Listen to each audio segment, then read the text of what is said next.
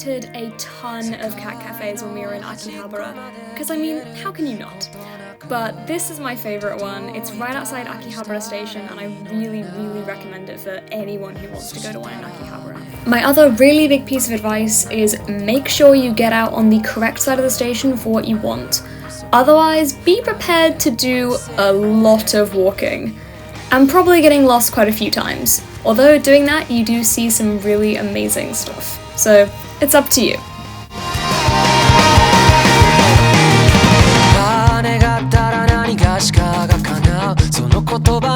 Shibuya was the first major city I ever visited in Japan, and it will always have a special place in my heart because of that. There's always something to do, whether you want to go shopping, go to the cinema and see Godzilla, or go and get some really good street food. Shibuya is the place. Although, the crossing is so busy, but it is really good fun when you're in the moment.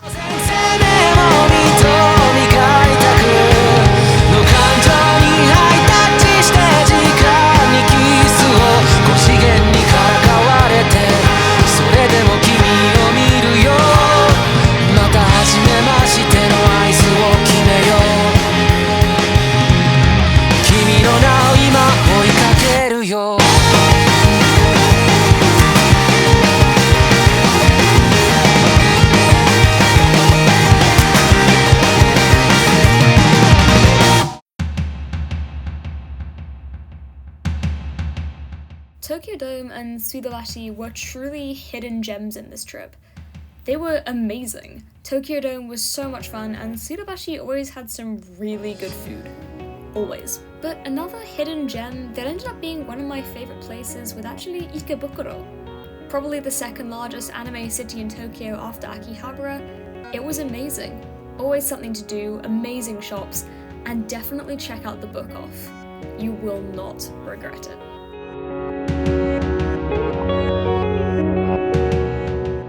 With a special mention going to a Happy Pancake, some of the best pancakes in Tokyo, and I stand by that statement. And just a very short train journey away from Ikebukuro, you can find Ueno, home of Ueno Zoo, and honestly, some really, really good views of Tokyo.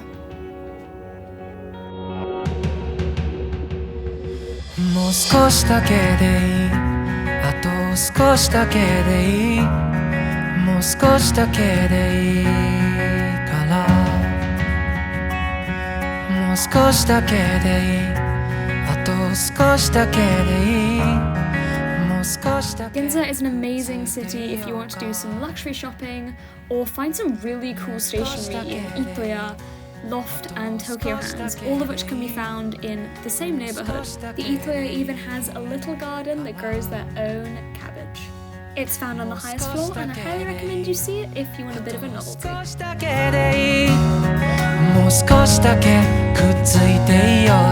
Team Labs Tokyo was easily one of the most incredible things I have ever done, and certainly one of the most incredible things I did on this trip. I won't spoil it too much for you because I think you need to experience it firsthand, but it's nothing short of magical. You feel like you're simultaneously walking through an alternate dimension and a strange but very exciting Disney film. There are lots of different rooms that you walk into and you get to experience the art for yourself firsthand in the moment. And it's really something that, as I said, you need to experience firsthand, but I haven't met someone yet who hasn't loved it, so definitely check it out when you're in Tokyo. It's easily on the top 3 list of places to check out if you ever go.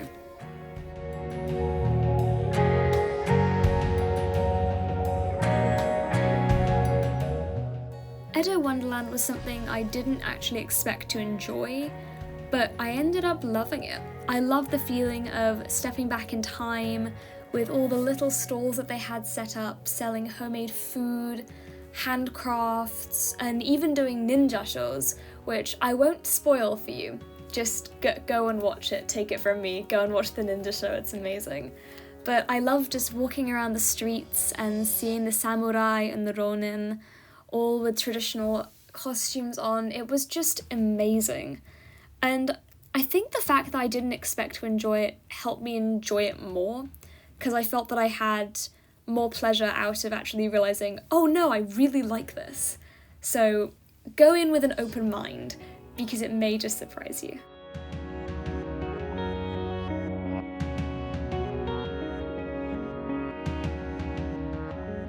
Nikko itself was amazing too. We had a lovely time at the onsen hotel that the school booked for us, and just had a really relaxing evening.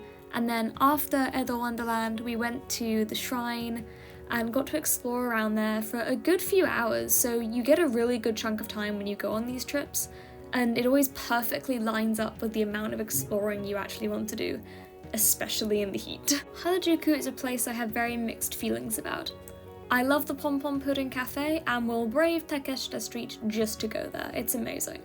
However, Takeshita Street itself doesn't hold much appeal for me. I find it a bit touristy, and I much prefer going a little further afield in Harajuku, where you can find places like La Forêt, where you can see some really incredible fashion that Harajuku is famous for. That being said, I would go to Takeshita Street just to experience it, because it really is like another dimension there. Speaking of another dimension, if you want to feel like royalty, Asakusa and having a little rickshaw ride is definitely the way to go. You will feel like royalty as your driver pulls you around the streets and you get to see everything from a completely different view. Also, we had some amazing dango there, so definitely keep on the lookout for that. Before I move on to Shinjuku, which is the highlight of my trip, I want to briefly talk about the trains and the heat. 2 tips. Tip number 1, when you are on the train and it is busy in the morning, make sure you stand by one of 2 places, the doors or the bulkhead. Basically anywhere you can't be pushed back. This tip has helped me so much and makes my train rides very enjoyable. Tip number 2 with the heat. Bring a fan, drink plenty of water, and get some salt tablets. They're available in most drugstores in Japan, and just keep them on you, because you never know when you'll need them, and when you need one, you really need one. Because heat stroke does happen if you don't drink enough water, so be careful. Once again, before Shinjuku, I need to give a special mention to the Studio Ghibli Museum in Mitaka. In order to get tickets, which you do need to book them on the 10th of the month before you go. So if you plan to go in September, you need to book them on the 10th of August, and you need to be fast because those tickets sell out very quickly.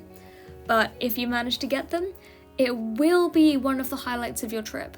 It's amazing. They don't let you film inside the museum, but I will show you what little clips I do have, and it really feels like you're just stepping into a Ghibli film, which I'm sure all of us have wanted to do at least once in our lives. And be sure to check out the Straw Hat Cafe while you're there, where you can get some amazing food in between looking at everything. For me, Shinjuku has 3 big selling points. First of all, the cinemas. The big Toho cinema with Godzilla coming out the top is amazing. If you're ever in Japan, go see a film there. It's a very otherworldly experience, but it is fantastic. Thing number 2 is actually the shopping. It's amazing. It's so good. You can find whatever you're looking for in Lumine, Takashima, or Tokyo Hands there. And it's all just very accessible from the station. You can just cut through to get there. And my third point about it is actually the station. At first it seems very intimidating. Don't be afraid. The station wants to help you. It's really easy to navigate as long as you follow the signs. And you can use it to cross through when it's boiling hot, and frankly, being outside is the last thing you want to do.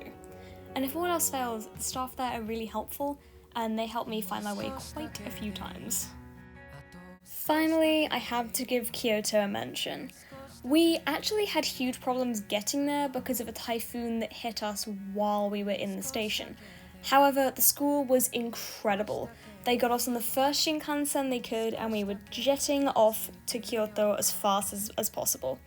We did arrive quite late, but I actually really enjoyed it because we ended up getting curry at 2 a.m, which is one of the best memories I have of Japan. It was hilarious.